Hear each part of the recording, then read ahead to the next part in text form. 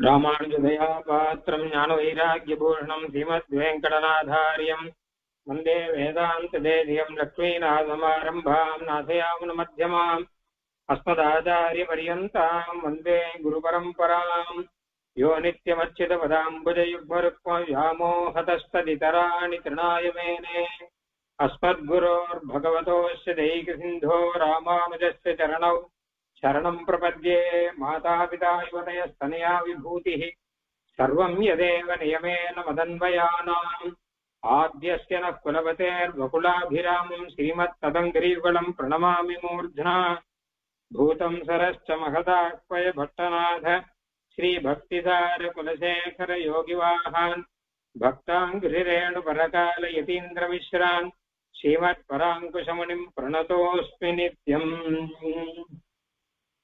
முந்துட்டணஞ்சே முயற்றி தரித்துரைத்து வந்தித்து வாயார வாழ்த்தியே சந்த முருகூரும் சோலைதோள் மொய்பூம் பொருணல் குருகூரன் மாறன் பேர் கூறு முன்னுரைத்த திருவிருத்தம் 100 பாட்டும் முறையின் வரும் ஆசிரியமேழு பாட்டும் மன்னிய நற்பொருள் பெரிய திருவந்தாதி மறவாதபடி 87 பாட்டும் பின்னுரைத்ததோர் திருவாய்மொழி எப்பொழுதும் பிழையற 1002 பாட்டும் இந்நிலத்தில் வைகாசி விசாகம் தன்னில் எழில் குறுகை வருமாறாயிரங்கு நீயே உயர்த்தி சுமந்தெழுந்து முந்துற்ற நெஞ்சே இயற்றுவாய் எம்மொடு நீ கூடி நயப்புடைய நாவீன் தொடை கிளவியுட்புதிவோம் நற்பூவை பூவீன்ற வண்ணர் புகழ்.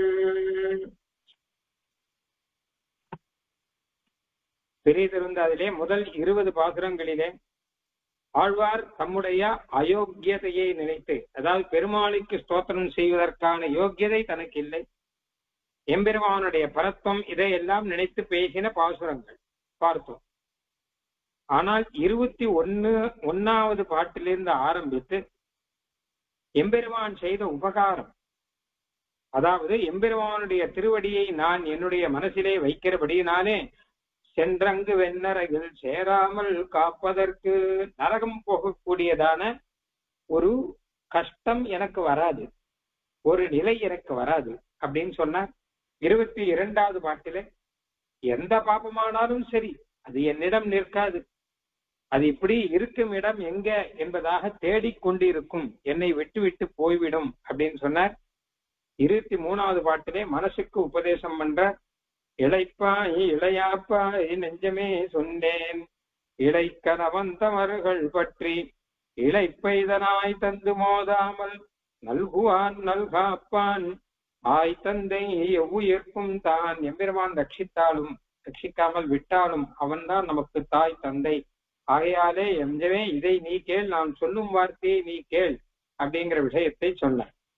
ஆனா இந்த பாசுரத்துல ஒரு விஷயம், நல்குவான் நல்கா அப்பான் அப்படின்னு ஒண்ணு இருக்கு.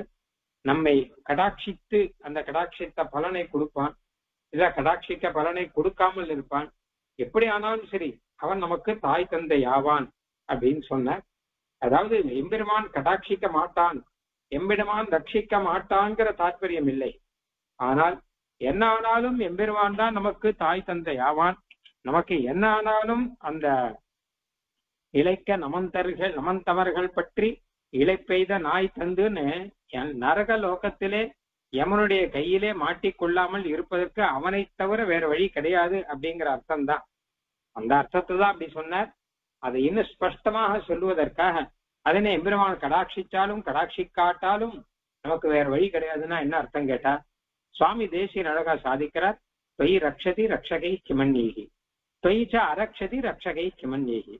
எம்பெருமானே நீ ரட்சித்தால் அப்ப மற்ற பேர் என்னை ரட்சிக்கிறதுக்கு ஒண்ணுமே கிடையாது, நான் நீதான் ரட்சிச்சாச்சே, அப்ப மற்ற பேர்லாம் ரட்சகன்னு சொல்லிட்டு நான் வாகிட்ட போக வேண்டியது இல்லை. தொய்ச்சா அரக்ஷதி, நீ என்ன ரட்சிக்கலைன்னு வச்சுக்கோ, அப்படி ரட்சகை கமனி, அப்ப வேற யாராலும் ரட்சிக்க முடியாது, நீயே கைவிட்டு விட்டே ஆனால் வேற யார் என்னை ரட்சிக்க போகிறார்கள் அப்படின்னு சொன்னார். இங்க தொய்ச்சா அரக்ஷதின்னு சொன்னாரையோ, நீ என்னை ரட்சிக்காமல் விட்டாள்னா அப்ப எம்பெருமான் ரட்சிக்காமல் விடுவானா அப்படின்னு கேட்டா அப்படி விடமாட்டான். ஆனால் நம்முடைய சிந்தையினாலே நமக்கு சில சமயம் பெருமாள் ரட்சிக்கலையோ அப்படின்னு தோணும். தோணினால் அது கிடையாது. அவன் நம்மை ரட்சிக்கிறான். ஒரு விதத்திலே பிதாவாக இருந்து ரட்சிக்கிற முறையிலே அவன் ரட்சிக்கிறான் அப்படிங்கிறது ஆகுமே தவிர அவன் ரட்சிக்கவில்லை என்பதாக ஆகாது. அதனால எம்பெருமான் ரட்சகன் தான், அவன் ரட்சகன் இல்லை என்பதாக சொல்லவே முடியாது. அப்படிங்கிறத இன்னும் அழுத்தம் திருத்தமாக சொல்லணும். சுவாமி தேசிகன் சொன்னதும் அப்படிதான். தொயிச்சா அரட்சத்தின்னா அப்ப எம்பெருமான் காப்பாத்தாமல் விட்டார், வேற ரட்சகன் இல்லை அப்படின்னா அப்ப எம்பெருமான் காப்பாத்தாமல் விடுவானான் அப்படின்னு அர்த்தம் இல்லை. என்னதான் சரி நமக்கு வேற ரட்சகன் கிடையாது என்பதாக அர்த்தம் இல்லையா? அப்போ அதை சொல்லக்கூடிய பாசுரம் இப்ப பார்க்க போறோம். 24வது பாசுரம். தானே தனித்தோன்றல் தன்னை தானே தனிச்சோன்றல் தன்னளப்பொன்றில் ஆதான் தானே பிறர்கட்கும் தற்றோன்றல் தானே இடைக்கல் பால் கீழ்மேலாம் ஈண்டமைப்பானால் அளக்கிப்பார் பாரின் மேலார். எம்பெருமான் ஒருவன் தான் ரட்சகன், வேற யாருமே கிடையாதுங்கிறத அழகா சொல்லக்கூடிய பாசனம் இது. தானே தனித்தோன்றல். எம்பெருமான் ஒருவன் தான் தனியாக இருப்பவன். எம்பெருமான் ஒருவன் தான் தானே தோன்றி இருப்பவன். அதாவது அவனை தோற்று வைத்தவர் யாரும் கிடையாது. அவன் தான் ஜெகத்தை எல்லாம் சிருஷ்டிக்கிறான். அவனை சிருஷ்டிப்பவர் அப்படின்னு யாரும் கிடையாது. அவனுக்கு சமமானவர்கள் அப்படின்னு யாரும் கிடையாது. இன்னும் பிறர்கள்லாம் இருக்கிறார்களே அப்படின்னா பிறர்கள்லாம் கூட அவனுடைய உருவமா தான் இருக்கிறார்கள். ஏன்னா எல்லார்களுக்குள்ளும் அந்தரியாமையாக அவனே தான் இருப்பான் அப்படிங்கறதெல்லாம் சாஸ்திரம் சொல்லக்கூடிய உண்மை. சகல காரணமாக இருக்கிறான். அவனுக்கு ஒரு காரணம் கிடையாது. அவனுக்கு சமமானவர்கள் யாரும் கிடையாது. அவன்தான் எல்லாருக்குள்ளும் அந்தரியாமையா இருக்கான். யார் யார் பலன் கொடுக்கிறாளோ அவளுக்குள்ளும் அந்தரியாமையாக இருக்கக்கூடிய எம்பெருமான் தான். அவர்களுக்குள்ளே அவர்களுடைய தோற்றம் இருக்குன்னா அதுக்கு காரணம் எம்பெருமான் தான். இப்படி எல்லாம் இருக்கு. அப்படிப்பட்ட எம்பெருமானே இப்பொழுது நம்மை நல்காப்பான். இலைக்கில் நம்மை விட்டு விட்டால் என்ன அப்படின்னு கேட்டா பார்க்கீழ் மேலாம் அப்ப உலகமே கீழும் மேலமா மாறிடும். ரட்சகன் அவன் தான். அவன் ரட்சிக்கலைங்கிற அவன் ரட்சிப்பதை ஒரு க்ஷணம் நிறுத்தினா வச்சுக்கோங்க, உலகம் அப்படியே மேலும் கீழுமா மாறிடும். ஒரு க்ஷணம் இருந்தா போதும். ஏன்னா சூரியனோ சந்திரனோ நட்சத்திரங்களோ காற்றோ ஜலமோ எல்லாம் அவனுக்கு கீழே இருக்கு மொத்தமும். ரட்சணம் இல்லை, ஒரு க்ஷணம் நான் ரட்சணம் பண்ணலை அப்படின்னு சொன்னா அப்போ பாரு கீழ் மேலாம். அப்போ உலகம் மொத்தம் கீழும் மேலுமாக மொத்தமாக மாறிவிடும் அப்படின்னு ஆச்சு. அப்போ அவன் மறுபடியும் ரட்சிக்கிறான்னு ஆகும்போதுதான் எல்லாம் ஆகும், சரியாகும். அப்படிப்பட்ட அவனுடைய பெருமையை அளக்கிப்பார் பாரின் மேலார். இந்த உலகத்திலே பாரின் மேலே, இந்த உலகத்தின் மேலே யார்தான் அவனுடைய பெருமையை அளக்க முடியும், அவனுடைய வைபவத்தை அளந்து சொல்ல முடியும் அப்படின்னு எம்பெருமானுடைய ரட்சக பெருமையை இந்த பாசுரத்திலே சொன்னது. ஆக போன பாசுரத்தோட இதை சேர்த்து வச்சுக்கணும். போன பாசுரத்திலே நல்குவான் நல்காப்பான்னு சொன்னார் இல்லையா? அப்ப ரட்சிக்காவிட்டாலும் இப்ப ரட்சிக்காததுன்னு ஒண்ணு கிடையாது. அவன் தான் மொத்தத்தையும் ரட்சிக்கிறான்.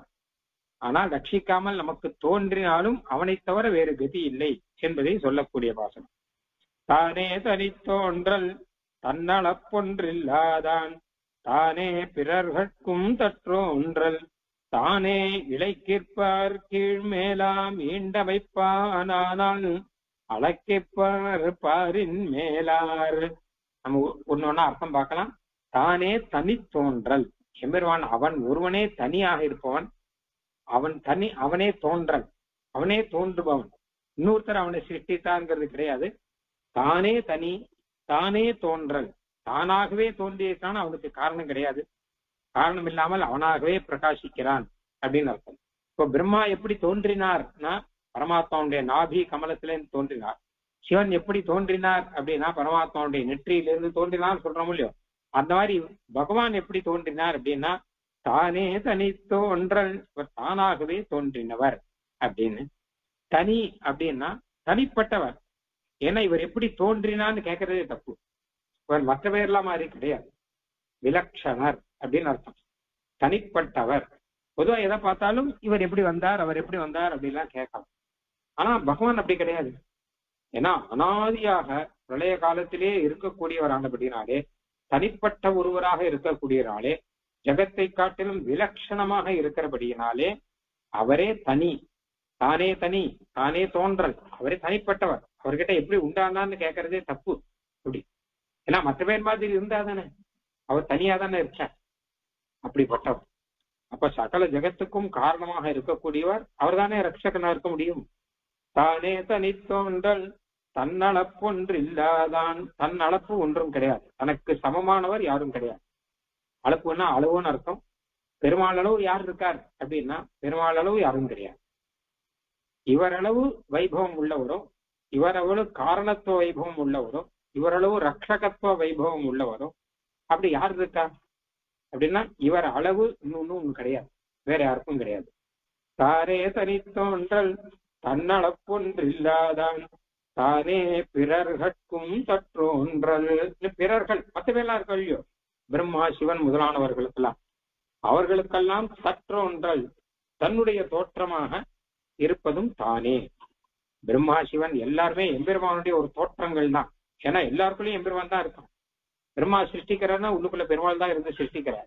சிவன் சம்ஹாரம் பண்றாருன்னா பெருமாள் தான் இருந்து சம்ஹாரம் பண்றார். இந்த யாகத்தினாலே பூஜை செய்யப்படுகிறான்னா பரமாத்மா தான் அவனுக்குள்ள இருக்கார். அப்போ எல்லா பிறர்கள் யார் யார் இருக்கோ அவர்கள் எல்லாருமே தற்றோன்றல். எம்பெருமானோட ஒரு தோற்றம் தான் எல்லாருமே, அவனுடைய சரீரம் தான் அப்படின்னு அர்த்தம். தானே பிறர்கட்கும் தற்றோன்றல், அதுவும் தானே ஆனவன். அவளுக்குள்ள அந்தரியாம இவனை யார் வச்சா அப்படின்னா எல்லாம் தானே. அவனே ஒரு தனி காரணமா இருக்கிற அப்படின்னால அவனை யாரும் எதுவும் வைக்க முடியாது. இவனே அவர்களுடைய ரூபத்துக்குள்ளே அந்தரியாமையா இருந்து கொண்டு அவர்களை கொண்டு பலன்களை எல்லாம் கொடுக்க செய்கிறார் அப்படின்னு இருக்கு. இதுதானே சாஸ்திரார்த்தம்.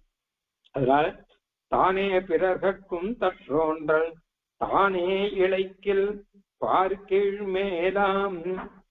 அவனே முன்னாடி சொன்ன மாதிரி ரட்சிக்காமல் விட்டான்னா அது வெறும வார்த்தைக்கு சொன்னதுப்பா. அவன் ரட்சிக்காம விட்டா உலகம் இருக்காது. முதல்ல பார்க்கீழ் மேலாம், உலகம் முழுக்க கீழ் மேலும் ஆயிடும். எப்படி உலகம் ஒரே மாதிரி சூரியனோ சந்திரனோ நட்சத்திரங்களோ காற்றோ ஆகாசமோ ஜலமோ பூமியோ எல்லாம் ஒரே மாதிரி இருக்கவே தானே உலகம் இருக்கு. இது சூரியன் இல்லாம சூரியன் உதயம்னு ஒண்ணு இல்லாம போனா என்ன ஆகும் அப்படின்னு இருக்கும் இல்லையோ. அந்த மாதிரி அக்னின்னு ஒண்ணு எரியாமல் போனா என்ன ஆகும், மழைன்னு ஒண்ணு இல்லாமல் போனா என்ன ஆகும். ஆனா உலகம் மொத்தத்தையும் நடத்துகிறவன் எம்பெருமான். ஓ இவன் ரட்சிக்கல, ஒரு க்ஷணம் விட்டுட்டான்னு வச்சுக்கோங்க, பாரு கீழ் மேலாம், உலகம் மொத்தம் கீழும் மேலுமா மாறிடும்னு அர்த்தம். அப்போ ஒண்ணுமே சரியாக நடக்காது, கண்ணாவினான் மாறிவிடும் அப்படின்னு அர்த்தம். தானே இளைக்கில் பார்க்கீழ் மேலாம். ஸ்ரீராமாவதாரத்துல பெருமாள் ஒண்ணு சொல்றார், ஜகத் சசைலம் பரிவர்த்தையாம் யகம் அப்படிங்கிறார். இப்போ சீதாதேவி இப்ப என் கையில் திடீர்னு தேவர்கள் கிட்ட கோபம் வந்துருச்சு பெருமாளுக்கு. சீதாதேவி தேடின்னு இருக்க. அப்ப தேவர்கள் கிட்ட கோபம் வந்துருச்சு. எனக்கு இந்த சீதாதேவி தேவர்கள் எங்க இருக்கான்னு காமிச்சு கொடுக்கணும். ஏன்னா இத்தனை சாட்சிகள் இருக்கல்வியோ தேவர்கள் தான். அப்ப எனக்கு காமிச்சு கொடுக்கலைன்னா இந்த உலகம் மொத்தத்தை அப்படியே மாத்தி விடுவேன், கீழ் மேல மாத்திடுவேன். ஜெகத் சசைலம், இந்த பர்வதத்திலேருந்து ஆரம்பிச்சு மொத்தத்தையும் மாத்திடுவேன். இப்ப மலை இருக்கு, மலை இவ்வளவு திருடமா இருக்கு, அது அப்படியே மலை பொடிஞ்சு போயிடுது, அப்படி மாத்திடுவேன். சமுத்திரம் வற்றிவிடும், மலை பொடிந்து விடும், அப்படிலாம் நான் மாத்தரேன்னு ஆரம்பிக்கிறார். திசந்தி எதி நாத்திய சீதாம் ஜெகத் சசைலம் பரிவர்த்தையாம் யகம்னு கோபிச்சுட்டு பெருமாள் வெளில எடுத்துட்டார். அப்ப அந்த சமயத்துல தான் லக்ஷ்மண பெருமாள் தான் போய் ஆசுவாசம் பண்றார். ஆனா இவ்வளவு கோபம் வேண்டாம், கொஞ்சம் ஆசுவாசப்படுத்திக்கோங்க, நாம தேடலாம் அப்படிங்கிற. இது ராமாயணத்துல அழகா வரும். என்ன கேட்டா பொதுவா லக்ஷ்மணனுக்கு தான் கோபம் அதிகம், பெருமாள் சாந்தமானவர் அப்படின்னு பெயர். ஆனால் இந்த இடத்துல பெருமாளுக்கு கோபம் அதிகமா வந்து லக்ஷ்மணன் போய் அவரை சாந்தப்படுத்துற. ஏன்னா அவதாரம் தானே இது அப்படிங்கிற மாதிரி காமிக்கிறார் லக்ஷ்மண பெருமாள். கொஞ்சம் பொறுமையோட இருப்போம் அப்படின்னு. அதுக்காக சொல்றேன், அவரால் முடியும், சமுத்திரத்தையே வட்டடிக்கிறேன் அப்படின்னு ஆரம்பிக்கிறார் இல்லையா. அப்போ சமுத்திரத்தை வட்டடிக்கிறேன்னு யாராலும் சொல்ல முடியுமா? நாம போய் நான் சமுத்திரத்தை வட்டடிக்க போறேன் அப்படின்னு சொன்னா நம்மள பைத்தியம்னு சொல்லுவோம். ஏன்? ஆனா பாராவார பயோ விசோஷண கலா பாரீன காலானல ஜுவாலாஜால விகாரஹாரி விசிக வியாபார போரக்கிரமஹான்னு தேசிகன் சொல்ற. சமுத்திரத்தை வட்டடிக்கிறேன்னு சொல்ற வரை உலகத்திலே அவர் உத்தரவு தான், வேற யாராலும் சொல்லக்கூட முடியாது, நினைச்சு கூட பார்க்க முடியாது. ஏன்னா அப்படிப்பட்ட ஒரு ஜகத்தை தன்னுடைய வில்லுக்கு கீழே வச்சிருக்கிறவர். வாராவார பயோ விசோஷண கலாங்கிற சமுத்திரத்தை வெட்டடிக்கக்கூடிய கலைங்கிறது அவருக்கு தான் இருக்கு.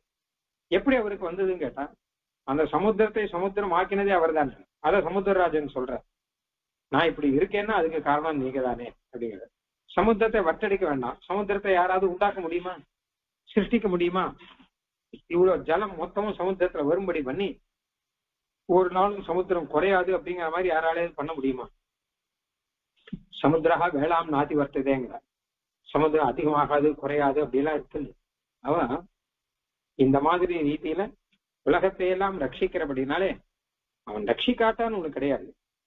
தானே இலைக்கில் பார்க்கீழ் மேலாம் ஈண்டமைப்பானால் அளக்கிப்பார் பாரின் மேலார். ஆனால் இப்ப என்ன பண்றான் கேட்டா அப்படி பண்ணல, கீழ் மேலா பண்ணல. ஈண்டுனா இப்பொழுது அமைப்பான், உலகத்தை அமைத்திருக்கிறான் இல்லவா? அப்ப அமைத்து வைத்திருக்கிறான்ங்கிறத பாருங்க. அவன் ரட்சகன் இல்லாட்டா எப்படி ஆகுங்கிறது இருக்கட்டும், இன்னைக்கு எல்லாம் அவன் அமைத்து வைத்திருக்கிறான்.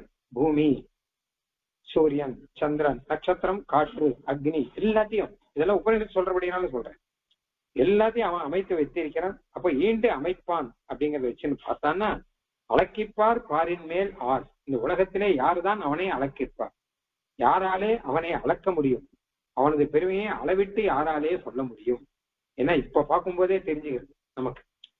அப்ப அவன் ரட்சகன்னா அவனுடைய ரட்சகத்துவ வைபவம் இருக்கும் இல்லையோ, அது இப்படி பார்த்து தெரிஞ்சுக்கோங்க. எத்தனை ஜீவர்களை ரட்சிக்கிறான், எத்தனை அச்சேதனங்களை எப்படி நடத்தி வைத்திருக்கிறான்.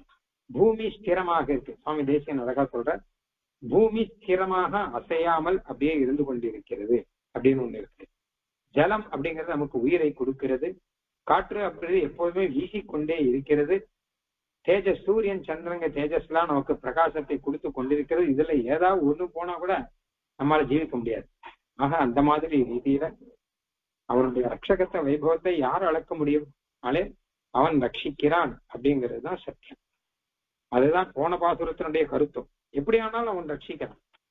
அதுதான் போன பாசுரத்துல நல்குவான் நல்காப்பான் தாய் தந்தை எவ்வுயிர்க்கும் தான் சொன்னா, எம்பெருமான் ரட்சிக்கிறான் அப்படின்னா அம்மாவா இருந்து ரட்சிக்கிறான் அர்த்தம், ரட்சிக்கலைன்னா அப்பாவா இருந்து ரட்சிக்கலைன்னு.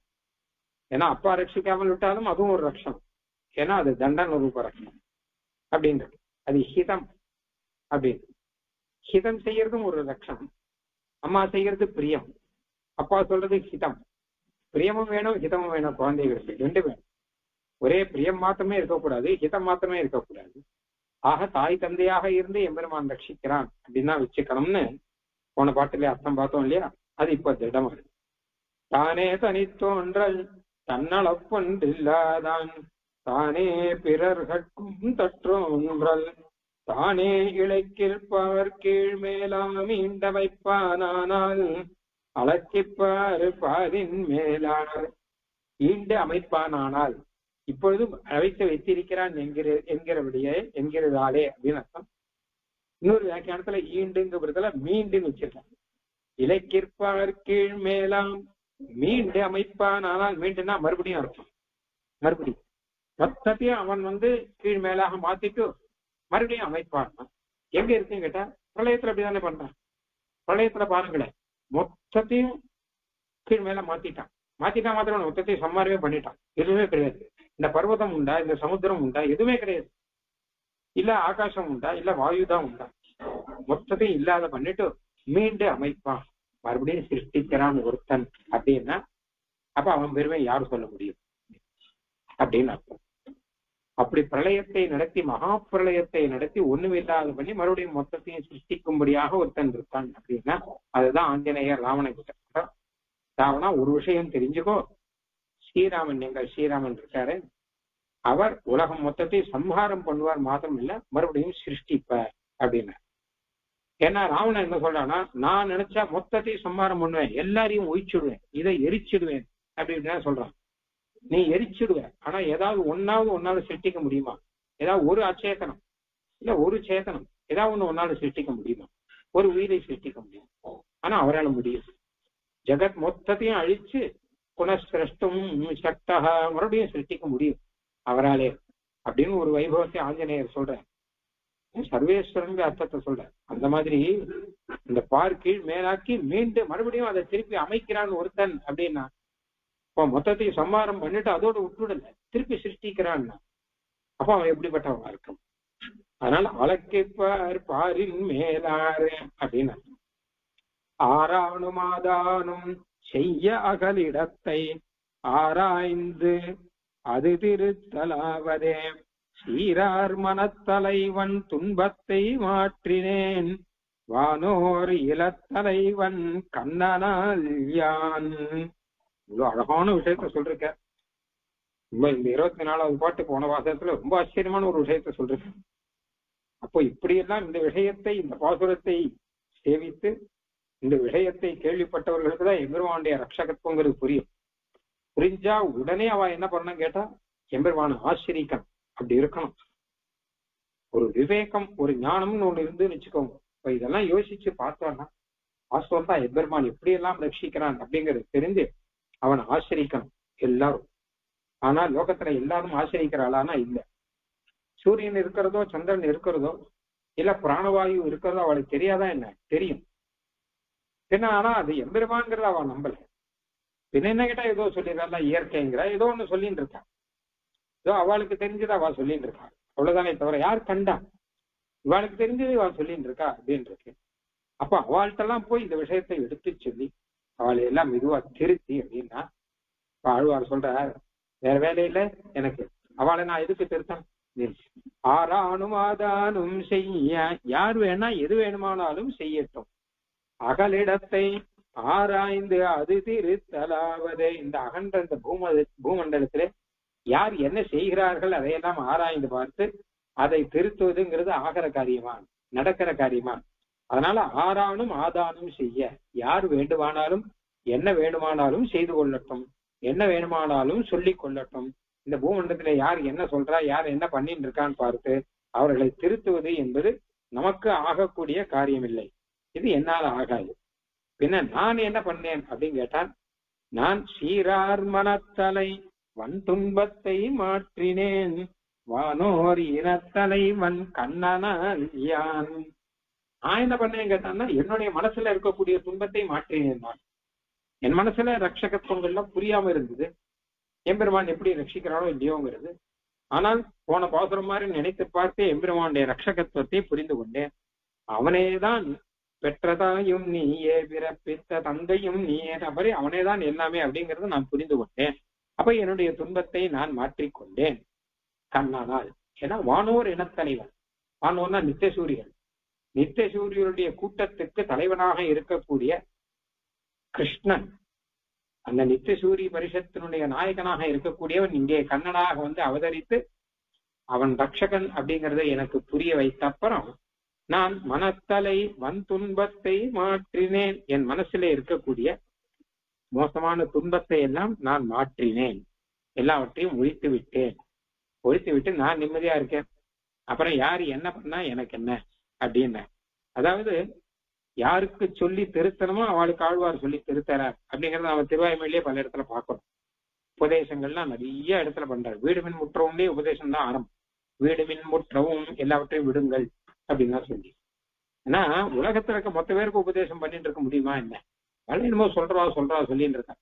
அவ சொல்றாலே வந்து சொல்லாதோ, இதை புரிஞ்சுக்கிறவா புரிஞ்சுக்கோங்க அப்படிங்கிற அர்த்தத்துல இருக்கு இப்போ அப்படின்னு.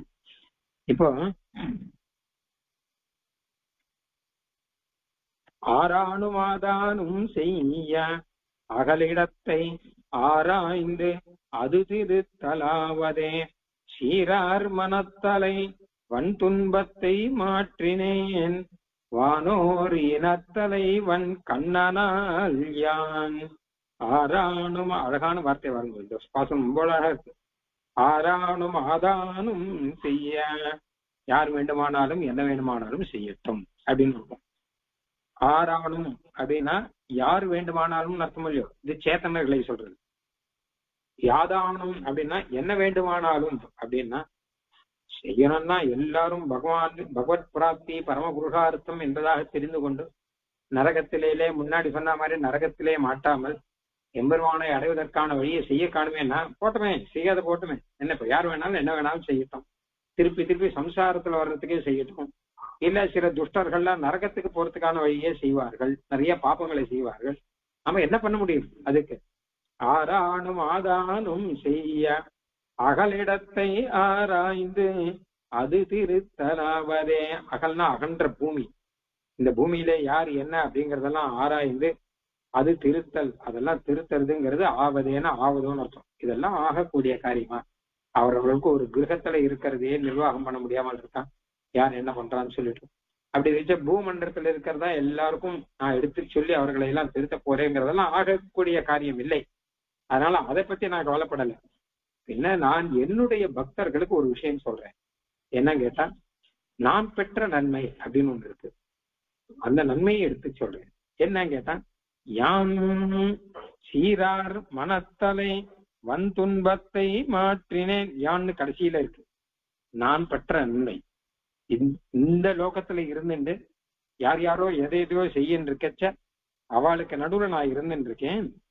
நான் சீரார் மனத்தலை அப்படின்னு என்னுடைய மனசிலே இருக்கிற வன் துன்பத்தை மாற்றினேன்.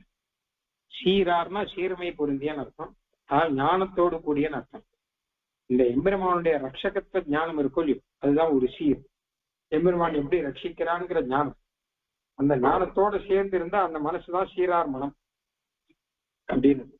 நல்ல மனசு சீரார் சீராறு தூப்புல் திருவேங்கடமுடியான ஒரு சீர்மை பொருந்தியன்னு அர்த்தம், மேன்மை பொருந்திய சிறப்பு பொருந்தியன்னு அர்த்தம். இங்க என்னுடைய மனசுங்கிறது சீரார் மனசு. மனத்தலைனா மனசிலே இருக்கிறேன்னு அர்த்தம். சீரார் மனத்தலை வன் துன்பத்தை மாற்றினேன், பெரிய துன்பத்தை நான் மாற்றினேன்.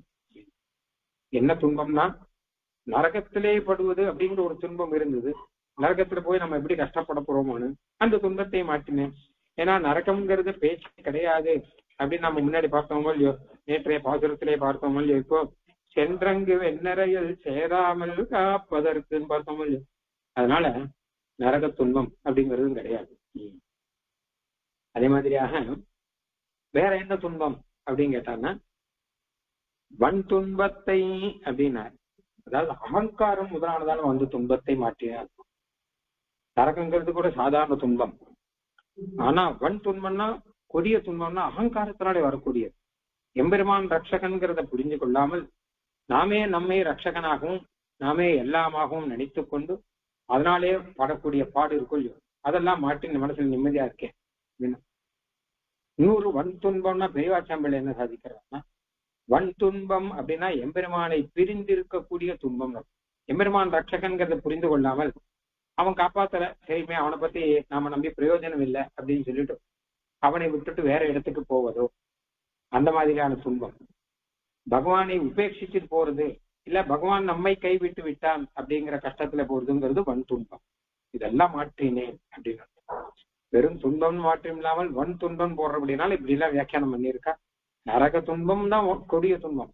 அதை காட்டிலும் கொடிய துன்பம் அகங்காரத்திலே மாட்டிக்கொண்டு அவன் ரட்சகன்கிறத மறந்து விட்டு நாம் அகங்காரத்திலே மாட்டிக்கொண்டிருப்பது.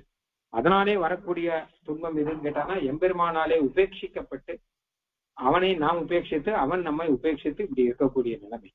அதையெல்லாம் மாற்றினேன்னா ஒழித்தேன்னு அர்த்தம். மனத்தலை வன் துன்பத்தை மாற்றினேன், வானோர் இனத்தலைவன் கண்ணனால் யான். வானோர் இனத்தலைவன் நித்தியசூரியர்களுடைய இனம்னா குழு, கூட்டம், அவர்களுடைய குழு, டீம், அதுக்கு தலைவனாக இருக்கக்கூடியவன். ஏன்னா அவர்களுக்கு துன்பங்கிறதே கிடையாது. அந்த மாதிரி அவன் அங்கன்னா இருக்கான். வானோர் இனத்தலைவனாச்சே, உங்களுக்கு என்ன ஆச்சுன்னு கேட்டா, அவன் தான் கண்ணனாக அவதாரம் பண்ணிருக்கபடினாலே அந்த சித்தசூரிய பரிஷத்து நாயகன் கண்ணனாக அவதாரம் செய்ய அந்த கண்ணனை என் மனசிலே நான் வைத்தார். கண்ணன்னாலே ரட்சகன் ஒரு அர்த்தம் உண்டு. கண்ணல்லது இல்லையோர் கண்ணே அப்படின்னு சொல்றாரு இல்லையா ஆழ்வார். கண்ணன் கண் அல்லது இல்லையோர் கண்ணே அப்படிங்கிற. கண்ணன் கண் அல்லது இல்லையோர் கண்ணே. கண்ணன் கண்ணுனா அவனிடம் அர்த்தம். கண்ணன் இடத்தை தவிர வேற இடத்திலே கண்ணா ரக்ஷைன்னு அர்த்தம். வேற இடத்துல ரக்ஷை இல்லைன்னு. கண்ணன் தான் ரக்ஷகன். தமிழ்ல கண்ணன்னா ரக்ஷகன் அர்த்தம். நான் அவனை என் மனசிலே வைத்தேன். ஆக எனக்கு எந்த குறையும் இல்லை. நான் என்னுடைய வன் துன்பத்தை மாற்றினேன் அப்படின்னு பிள்ளான் திருவாய்மொழி வியாக்கியானத்துல சொல்ற. ஆழ்வார் தம்முடைய லாபத்தை சொன்னார் அப்படின்னா அதை நமக்காக சொல்ல அர்த்தம். ஏன்னா நீங்களும் அதை வைத்துக் கொள்ளுங்கள்னு அர்த்தம். தன்னுடைய லாபத்தை சொல்வதாக ஆழ்வார் சொல்றதெல்லாம் என்ன கேட்டான்னா, நீங்களும் அதை புரிந்து கொள்ளுங்க. ஏன்னா லோகத்துல கூட சில பேர் தன்னுடைய லாபத்தை சொன்னான்னு வச்சுக்கோங்களேன். நான் இங்கிருந்து நேரம் அந்த கடைக்கு போனேன், அங்க போனானா இது வாங்கினா அது இன்னொன்னு கிடைச்சது ரொம்ப சீப்பா இருக்குன்னு சொன்னான்னா அப்ப என்ன அர்த்தம், உடனே அடுத்த ஒண்ணு கிளம்புவோம் இல்லையா? இவனுடைய பெருமையை சொல்றதுக்காக என்ன. அந்த மாதிரி இது தன்னுடைய அடியார்கள் பாகவதர்களுக்காக இங்கே ஆழ்வார் சொன்னார் அப்படின்னு வச்சுக்கலாம். ஆரானும் ஆதானும் செய்ய அகலிடத்தை ஆராய்ந்து அது திருத்தலாவதே சீரார் மனத்தலை துன்பத்தை மாற்றினேன் வானோர் இனத்தலைவன் கண்ணனால் யானுமென் நெஞ்சும் இசைந்தொழிந்தோம் வல்வினையை காணும் மலையும் புகக்கடிவான் தானோர் இருளன்னமாமேனி மெய்மிரையார் எம்மிரையார் தந்த அருளென்னும் தந்தான் அடித்து. இந்த பாபங்களை எல்லாம் மொத்தத்தையும் போக்கிட்டோம் அப்படிங்கிற போன பாட்டுல சொன்னாலும் கண்ணன் என் மனசுல இருக்கான், அதனால துன்பத்தை மாற்றினேன்னு. பாபம் எல்லாம் போயிடுச்சு, துக்கம் எல்லாம் போயிடுச்சு அப்படின்னா பாபம் எல்லாம் கண்ணனால எப்படி போச்சு அப்படின்னு கேட்டா, பாபம்னு ஒருத்தர் மொத்த பாபத்தை சேர்த்து ஒருத்தர் ரூபம் எடுத்து வர வச்சுக்கோங்க. அவர் போட்டு அடிச்ச அடியில அவர் இங்கிருந்து கிளம்பி நேர என்னை விட்டு போய், என்னுடைய வீட்டை விட்டு போய், என்னுடைய ஊரை விட்டு போய், என்னுடைய நாட்டை விட்டு போய் காணும் மலையும் காட்டிலையும் மலையிலும் ஓடி போற அந்த மாதிரி அவரை அடிச்சிருக்கேன். எப்படி அடிச்சீர் அப்படின்னு கேட்டான்னா, அந்த இருளன்னமாமேனி எம் இறையார் தந்த அருள் என்னும் தந்தால் அடிக்கு. பகவானுடைய அருள் அப்படிங்கிறது இருக்குல்ல, பகவானுடைய கருணை அப்படிங்கிறது அதுதான் தண்டு, அதுதான் கையில இருக்கிற தடி. அந்த தடியால அடிச்சேன், ஒரு அடிச்சு இந்த பாபத்தை எல்லாம் விரட்டி விட்டேன் அப்படிங்கிற பகவானுடைய அனுகிரகத்தாலே விரட்டி விட்டேன். இந்த பாசுரத்திலே சொல்ல வந்த விஷயம் என்ன கேட்டான்னா, ஒரு ரூபணம் அழகா ஒருத்தன் திருடன் வந்தான்னு வச்சுக்கோங்களேன், நம்மளை ஹிம்சிப்பதற்காக திருடன் வந்தான்னா கையில ஒரு பெரிய தடி இருந்தா அந்த தடியை பராக்கிரமசாலியா இருக்கிறவன் போட்டு அவனை போட்டு அடிக்க ஆரம்பிச்சா அவன் வீட்டை விட்டு ஓடுவான். அப்படியே துரத்தி தெருவில் அடிச்சு தெரு தாண்டி நாட்டை தாண்டி கொண்டு வந்து விடலாம் இல்லையோ. அந்த மாதிரியாக இங்கே என்னுடைய வல்வினை போன பாட்டுல சொன்னாரு இல்லையோ, அந்த வல்வினை எல்லாம் என்ன பண்ணேன்னு கேட்டா, காணும் மலையும் புகக்கடிவான். அது காட்டுலயும் மலையிலயும் ஓடி போகணும், இனிமே இந்த இடத்துக்கே வரக்கூடாது, என் கிட்டே வரக்கூடாது. அந்த மாதிரி நான் தடியினாலே போட்டு அடிச்சு விட்டுட்டேன். என்ன தடி அப்படின்னா, இது என்னுடைய பராக்கிரமமானா என்னுடைய பராக்கிரமம் இல்ல, எம்பெருமானுடைய அருள் அப்படிங்கிறதா நான் வச்சிருந்த தடி. அவ்வளவு பெரிய தடி, அவ்வளவு பராக்கிரமம் உங்களுக்கு இருக்கான்னு கேட்க வேண்டாம். தானோர் இருளன்னமாமேனி எம் இறையார் தந்த அருள் என்னும் தண்டால் அடித்து.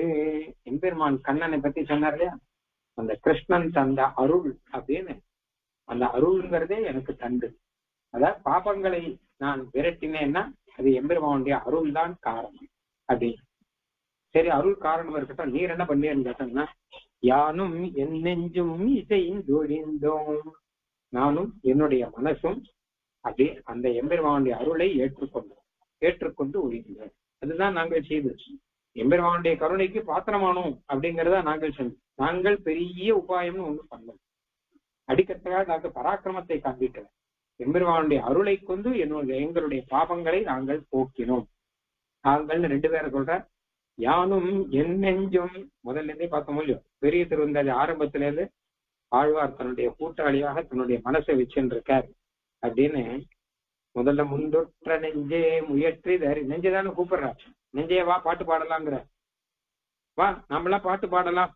நயப்புடைய நாவியின் தொடைக்கிழவி உள்பொதிவோம் நற்பூவை பூவின்ற வண்ணர் புகழ் அப்படின்னு தான் ஆரம்பிச்சு. முயற்றி சுமந்தெழுந்து முந்தொற்ற நெஞ்சே இயற்றுவாய் எம்மொடு நீ கூடி வா, நான் நீரும் சேர்ந்து பாடல் இயற்றலாம் தான் கூட்டேன். அதனால அந்த நெஞ்சு கிட்டதான் நிறைய பாட்டு இருக்கு இப்போ. அதனால யானும் என் நெஞ்சும், நானும் என்னுடைய மனசும் இசைந்தோழிந்தோம், அங்கீகரித்து ஒழிந்தோம். எம்பெருமான் அருள் அப்படின்னு ஒண்ணு கிடைச்சது, நாங்கள் அதை ஏற்றுக்கொண்டோம். அந்த அருளை ஏற்றுக்கொண்ட அந்த அருளையே தண்டாக வைத்து, தடியாக வைத்து, எங்களை கொல்ல வந்த, எங்களை ஹிம்சிக்க வந்த பாபங்களை எல்லாம் விரட்டி அடித்தோம். அடித்ததிலே அந்த பாபங்கள் எல்லாம் காணும் மலையும் காட்டிலையும் மலையிலையும் ஓடி போய் தப்பிச்சோம் ஓடி போற மாதிரி பண்ணிவிட்டோம் அப்படின்னு கண்ணனாலே தான் ரட்சை பெற்ற விதத்தை சொல்ற. அதாவது கண்ணனை நினைக்க அவன் அருளாலே என்னுடைய பாவங்கள் எல்லாம் போய்விட்டன அப்படிங்கிற அர்த்தம். யானும் என் நெஞ்சும் இசைந்தொழிந்தோம், நானும் என்னுடைய மனசும் அங்கீகரித்தோம். இசைந்தோன்னா அங்கீகரித்தோம். என்னன்னு கேட்டா, வல்வினையை காணும் மலையும் புகக்கடிவான். எல்லா பாபங்களை எல்லாம் அது காட்டிலையும் மலையிலையும் போகும்படியாக அதை விரட்டி அடிப்பதற்காக நானும் மனசும் முதல்ல ஒத்துக்கொண்டோம் அப்படின்னு. தானோர் இருளன்ன மாமேனி எம் இறையார் தந்த இருளன்ன மாமேனின்னு ஆழ்வார் சொல்றார். 2-3 இடத்துல சொல்லிருக்க. ஆழ்வாருக்கு பிடித்த வார்த்தை இருள் போல இருக்கக்கூடிய திருமேனியை உடையவன் அப்படின்னா கிருஷ்ணாவதாரம் தான் முக்கியமாக. இருளோட இருளாக மதுரையிலிருந்து பிருந்தாவனத்துக்கு வந்தவன். தானோர் அதை தேசியம் சொல்ற மாதிரி கஞ்சன் வளைவை இல்ல ஆண்டாள் சாய்க்கிற கஞ்சன் வளை வைத்த அன்று காருளில் எள்ளில் பிழைத்து அப்படின்னு சொல்லிட்டு அதான் ராத்திரி வேளையில 12 மணிக்கு அவதாரம் பண்ணி அந்த இருட்டுல கண்ணன் போறது யாருக்குமே தெரியாது. அந்த மாதிரி இருந்தாங்க. அப்ப இருளன்ன மாமேனி எம் இறையார் எனக்கு சுவாமியா இருக்கிறவன் அவன் தந்த அருள் என்னும் தண்டால். அருள் அப்படிங்கறதே தடியா வச்சுட்ட அந்த தண்டால் அடித்து அந்த தடியால போட்டு அடிச்சு அந்த வல்வினைகளை ஓடி போய் காட்டுக்கு மலைக்கும் போய்விட்டது அப்படின்னு ஒரு ஒரு உருவகம். யானும் என் நெஞ்சும் இசைந்தொழிந்தோம். எம்பெருமானுடைய அருள் அப்படிங்கிறது எல்லாருக்கும் தான் இருக்கு, பொதுவானதாச்சே. ஏன்னா எல்லாரையும் தான் ரட்சிக்கிறான். அப்ப நீர் என்ன பண்ணீர்? எல்லாரும் ரட்சிக்கிறான். எல்லாரும் இந்த மாதிரி சொல்ல முடியாது. எல்லாரும் அவளுடைய பாபத்தை விரட்டி அடிக்கிறார்களா என்ன அப்படின்னு கேட்டா எல்லாரையும் ரட்சிக்கிறாங்கிறது இருக்கட்டும். நாங்கள் அவனுடைய ரட்சகத்துவத்தை இசைந்தொழிந்தோம், புத்துண்டோம். எம்பெருமான் ரட்சிக்கிறான் அப்படிங்கிறதை நாங்கள் ஏற்றுக்கொண்டோம், மனசாலேயே ஏற்றுக்கொண்டு அவன் தான் ரட்சகன்கிறபடினாலே அவன் கிட்டே ஆத்ம சமர்ப்பணம் செய்தோம். அப்போ நாங்கள் செய்தது ஒண்ணும் இல்லை. ஆத்ம சமர்ப்பணம் செய்தோம்னா என்ன அர்த்தம்னா நீதான் ரட்சிக்கணும்னு அவங்க கிட்ட ஒத்துணும். நான் ரட்சிக்கிறேன்னு இல்லை, நீதான் ரட்சிக்கணும் அப்படின்னு சொன்னோம். அப்ப அவனுடைய அருள் தான் ரட்சிக்கணும். அதாவது சரணாகதினா என்ன கேட்டா சுவாமி தேசிகன் சொல்ற சரணாகதிங்கிறது பெருமாளை நம்பி பெருமாளிடம் நாம் சரண் புகுதுங்கிறது இல்லையா. என்ன கேட்டா பெருமாளுடைய கருணையை நம்பி சரண் புகுது. ஏன்னா பெருமாளை நம்பினா என்ன ஆகும் கேட்டா நான் என்ன காரியம் செய்யறேனோ அதுக்காக பலனை பெருமாள் கொடுக்க போறேன், அதனால அவரை நம்புறேன். பெருமாளுடைய கருணையை நம்பினா என்ன அர்த்தம்னா நான் செய்யாட்டா கூட அவர் பலன் கொடுக்க போறேன், நான் செய்ய முடியாமல் இருக்கேங்கிறபடினாலே அதுதான் அருள்ங்கிறது. அதுக்காக தான் தயாசதகமே பாடி. ஆக அருள் அப்படிங்கறதா பாபத்தை போக்குவதற்கு நமக்கு உதவக்கூடியது. அதனால்தான் அருள் என்னும் தடியால் அடித்து தண்டால் அடித்துங்க. யானும் என் நெஞ்சும் இசைந்தொழிந்தோம். நானும் என் மனசும் இதை ஒத்துண்டு இதை அங்கீகாரம் பண்ணிக்கொண்டு எம்பெருமானே ரட்சகன்கிறதை இசைந்தொழிந்தோம். வல்வினையை காணும் மலையும் புகக்கடிவான். காணும் மலையும் புகும்படியாக அதை கடிவான், அதை நீக்குவதற்காக விரட்டுவதற்காக அர்த்தம். தானோர் இருளன்ன மாமேனி. கண்ணனை தான் போன பாட்டுல கண்ணன்னு சொன்னார். அதனுடைய விளக்கம் தான் தான் ஓர் இருளன்ன மாமேனி. ஓர்னா ஒப்பற்ற அர்த்தம். இவனுக்கு சமமானவர் யாரும் கிடையாது அப்படின்னு இருக்கக்கூடியவன். அவனுக்கு ரட்சகத் வைபவத்தில் மாத்திரம் இல்ல, அவனுடைய திருமேனியில கூட இதுக்கு சமமான திருமேனி எங்கேயுமே இருக்காதுன்னு சொல்லும்படி இருக்கக்கூடியவன். தானோர் இருளன்ன மாமேனி. மாமேனின்னா மேன்மை பொருந்திய ஒரு திவ்யமான சரீரம். இருளே ஒரு பிரகாசத்தோடு வந்தா மாதிரி ஆழ்வார் சொல்றது. இருள் எப்படி வெளிச்சமா வந்து இருளே பிரகாசத்தோட வந்தா எப்படி இருக்கும் அப்படி இருக்காங்க. இருள் எப்படி பிரகாசமா இருக்கும்னா அதுதான் ஒப்பற்றது கண்ணனுடைய திருமேனி. அவன் சீதை கொண்ட நாயகனா இருக்கிறவன் நமக்காக இங்கே அவதாரம் பண்ணி அவன் தந்த அருள் அப்படின்னு ஒண்ணு இருக்கோ அது. தானோர் இருளன்னவாமேனி எம் இறையார் எமக்கு சுவாமி எமக்காக இங்கே இந்த அவதாரம் பண்ணின கண்ணன் அப்படின்னா தானோர் இருளன்ன மாமேனி எம் இறையார் தந்த அருள் என்னும் தந்தான் அடித்து. அவன் தந்த அருள் அப்படி தேவகிசியின் மகனார் திறம்பா அருள் சூடியனாம் அப்படின்னு தேசிகன் சொல்ற. இந்த மாதிரி தேவகிசியின் மகனார் கண்ணனுடைய அருள்ங்கிறது பரம அருள். அவன் அவதாரம் பண்ணதுல இருந்து ஆரம்பிச்சு அவன் பகவத்கீதையில மாமேகம் சரணம் விரத அவன் சர்வபாபேபியோ மோக்ஷயிஷ்யாமின்னு சொன்ன வரைக்கும் எல்லாம் வரும். மொத்தம் பிறந்த வாரும் வளர்ந்து வாரும் மொத்தம் எல்லாம் கடைசியில மாமேகம் சரணம் விரத அப்படின்னு சொன்னோம். அதே தான் நாங்க பண்ணியிருக்கோம். நாங்க என்ன பண்ணோம்னா யானும் என் நெஞ்சும் இசைந்தொழிந்தோம். அங்க என்ன சொல்றான் கண்ணன்? மாமேகம் சரணம் விரத அகன்பா சர்வபாபேபியோ மோக்ஷயிஷ்யாமி. என்னை சரணாகதி பண்ணுங்கோ, நான் உங்களுக்கு மோட்சம் கொடுக்குறேன் அப்படின்னா சரி நாங்க ஒண்ணு சரணாகதிப்போம் அப்படின்னு. அவ்வளவுதான். அசா இசைந்தொழிந்து நாங்களே பாத்துக்கிறோம்னு இல்லை. நாங்க பக்தி யோகம் பண்றோம்னோ நாங்க இன்னொரு உபாயம் பண்றோம்னோ இல்லாமல் அவன் சொன்ன வார்த்தையை அப்படியே இசைந்து அவன் எதனால சொன்னான்னா அகம்த்வா சர்வ பாபேபியோ மோக்ஷயிஷ்யாமி, நான் உங்களுக்கு மோட்சம் கொடுக்கிறேன்னா இந்த அகம்ங்கிறதுக்கு என்ன அர்த்தம்னா பரம காருண்ய விசேஷனான நான் அப்படின்னு அர்த்தம். ஏன்னா அவன் தானே மோட்சம் கொடுக்க முடியும். கேட்டா சர்வதன்மான் பரித்தியஜன எல்லாத்தையும் விட்டுட்டு இருக்கணும் போய் எப்படி மோட்சம் கொடுக்க முடியும்? எல்லாம் செய்கிறவனுக்கு மோட்சம் கொடுக்குறேன்னா பரவாயில்ல, எல்லாத்தையும் விட்டுட்டு இருக்கவனுக்கு நான் மோட்சம் கொடுக்குறேன்னா அந்த அளவு காருண்யம் இருக்கிறவன் அப்படிங்கிறது இந்த அகங்கிறதுக்கு அர்த்தம். அப்போ அந்த நான் உன்னை பாத்துக்கிறேப்பா அப்படின்னு சொல்ற மாதிரி இது லோகத்திலேயே கூட நீ கவலைப்படாதப்பா நான் உன்னை பாத்துக்கிறேன் அப்படின்னா அந்த அளவு கருணை எனக்கு இருக்குன்னு தானே இருக்கும். அந்த மாதிரியாக மாசுச்சகா கவலைப்படாதே, அகந்தா சர்வபாபேபியோ எல்லா தர்மத்தையும் விட்டுட்டேனே கவலைப்படாதே, எந்த உபாயத்தையும் செய்யலையேன்னு கவலைப்படாதே, நான் உனக்கு மோட்சம் கொடுக்கிறேன்னு சொல்ற அளவு கருணை உள்ளவன் அப்படின்னா அந்த கருணை இருக்குள் அந்த அருள் என்னும் தண்டான் அடித்து அதுவே சர்வ பாபேபியோ மோக்ஷிஷ்யம்னு தானே சொல்றான். அப்ப எல்லா பாபங்களையும் அடிக்கிற தடி அதுதான் அந்த எம்பெருமானுடைய கருள், கண்ணனுடைய அருள் அப்படிங்கிறது தான். இருளன்ன மாமேனி அவனுடைய அருள் அப்படிங்கிறது. தானோர் இருளன்ன மாமேனி எம் இறையார் தந்த அருள் என்னும் தண்டால் அடித்து அடித்து வேடிக்கையா சொல்ற. பாப்பத்தை பொசுக்கிறோம்னா சொல்ற மாதிரி அக்னியில போட்டு பாப்பத்தை பொசுக்கிறோம்னு என்ன அர்த்தம்? அது ஒரு உருவம், அது ஒரு ரூபம். அந்த மாதிரி தண்டால அடித்து இந்த பாப்பத்தை காட்டுக்கு ஓட பண்றோம் அப்படின்னா இது ஒரு ரூபம். கவிகள் அழகா வர்ணனையா சொல்றார் அப்படின்னு. இந்த பாப்பங்கள்ங்கிற என்னன்னா பாப்பங்களே பகவான் போக்கி விடுவான் தன்னுடைய சங்கல்பத்தினாலே போக்கி நமக்கு மோட்சத்தை கொடுப்பான் அப்படின்னு அர்த்தம். ஆக கண்ணன் அருளி செய்த அந்த விஷயத்தை நாங்கள் மனசாலே நன்றாக இசைந்து கண்ணனுடைய அருளையே நம்பி நின் அருளையே புரிந்திருந்தேன் அப்படின்னு பெரியாழ்வார் சொல்ற மாதிரி அவனுடைய அருளையே நம்பி இருந்தபடினாலே அந்த அருள் நம்முடைய பாப்பத்தை எல்லாம் போகும். அவன் தேசியன் அழகா சொல்றார், கருணே நிஷ்கருணா நிரூபணேத்வம் அதேவகிதாவகாஸ்ரிதானாம் துரிதானாம் பவதி த்வதேவ பீதிஹி. என்னுடைய பாபங்களுக்கெல்லாம் உன்னை கண்டால் பயங்கிற கருணே, கருணையே உன்னை பார்த்தால் என்னுடைய பாபங்களுக்கு பயம். எந்த பாபம் அப்படின்னா இத்தனை நாளா நான் கஷ்டப்பட்டு பண்ணி வைத்த பாபங்கள், சமப்பட்டுதான பாபங்கள்லாம் பண்ணிருக்கேன். ஒவ்வொரு காரியமும் பாப காரியம் பண்றதுக்கு சமப்பட்டிருக்கேன், கஷ்டப்பட்டு பாபங்கள்லாம் சேர்த்து வச்சிருக்கேன், பண்ணி சேர்த்து வச்சிருக்கேன். இந்த பாபங்கள்லாம் உன்னை பார்த்தா பயப்படுறது. ஏன்னு கேட்டா கருணே நிஷ்கருணா நிரூபணே, உனக்கு கருணையே இல்லை. யாருக்கு கருணையே? உனக்கு கருணை இல்லை. ஏன்னு கேட்டா இப்படி பாபத்தை எல்லாம் புசுக்கிறிய, நான் இவ்வளவு கஷ்டப்பட்டு பண்ணேன், அப்ப கொஞ்சமாவது கருணை இருந்தா ஐயோ பாவம் கஷ்டப்பட்டு சம்பாதிச்சிருக்காங்க, திருடன் வந்தான்னு வச்சுக்கோங்க. அப்ப என்ன பண்ணுவான்னு கேட்டாங்கன்னா அப்படி பார்த்தானா கொஞ்சம் ரூபாய் தான் இருக்கு, என்ன இவ்வளவு ரூபாய் தான் இருக்கு, எங்க இதுன்னா இன்னைக்கு கஷ்டப்பட்டு சம்பாதிச்சேன்னா ஐயோ பாவம் கஷ்டப்பட்டு சம்பாதிச்சிருக்காங்க விட்டுடலாம். நம்ம வேற ஏதாவது பணக்காரன் வீட்டுல ஏமாத்தி பொழைக்கிறவன் லஞ்சம் வாங்குறான் அவன் வீட்டுல திருடலாம் அப்படின்னு சொன்னா அது பரவாயில்ல. அந்த மாதிரி அந்த திருடனுக்கும் கருணை இருக்கு. அப்ப தயையை பார்த்து சொல்ற, கருணையை பார்த்து சொல்ற, உனக்கு கருணையே கிடையாது.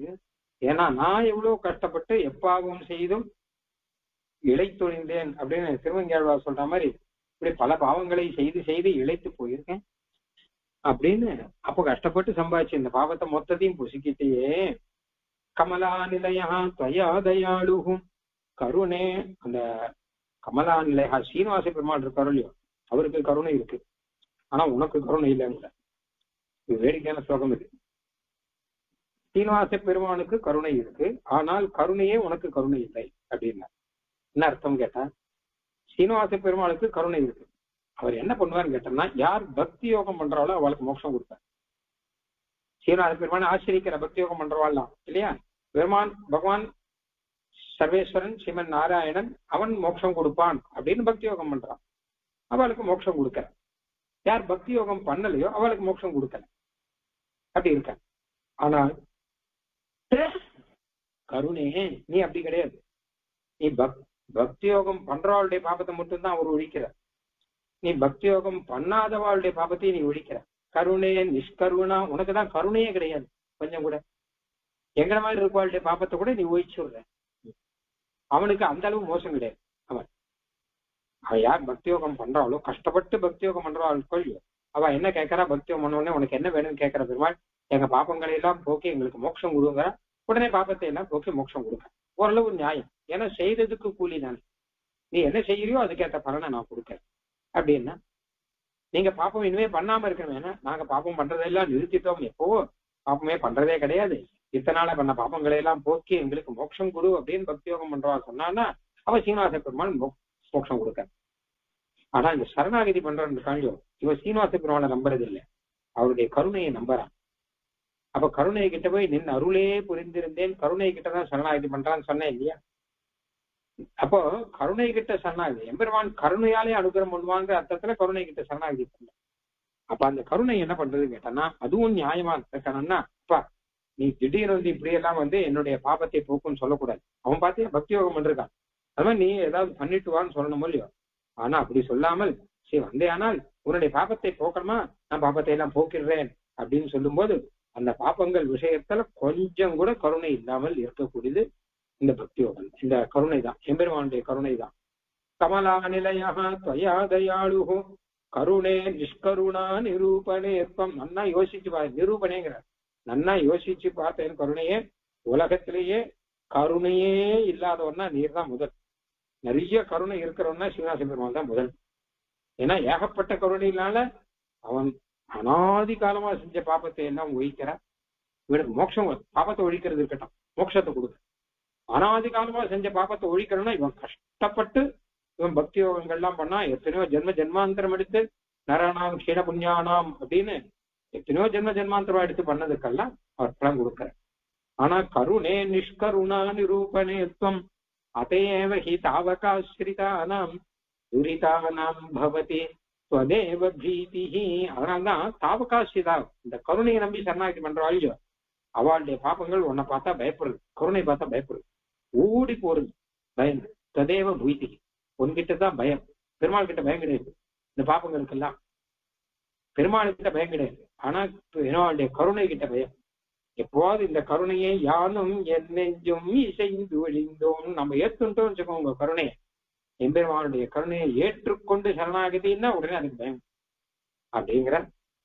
யானும் என் நெஞ்சும் இசைந்தொழிந்தோம் வல்வினையை காணும் மலையும் புகக்கடிவான் தானோர் இருளன்ன மாமேனி எம் இறையார் தந்த அருள் என்னும் தந்தான் அடித்து. ஆச்சரியமான ஒரு பாசம், 3 பாசங்களுமே இன்னைக்கு ஆச்சரியமான பாசமாக நம்ம பார்த்தோம். மறுபடியும் திருவிக்கிரம அவதாரம் அதெல்லாம் ஆனந்தமான பாசங்கள் அடுத்தது பார்க்கணும், அது அப்புறம் பார்க்கணும். ஆழ்வார் எம்பெருமானார் தேசிகன் திருவடிகளே சரணம்.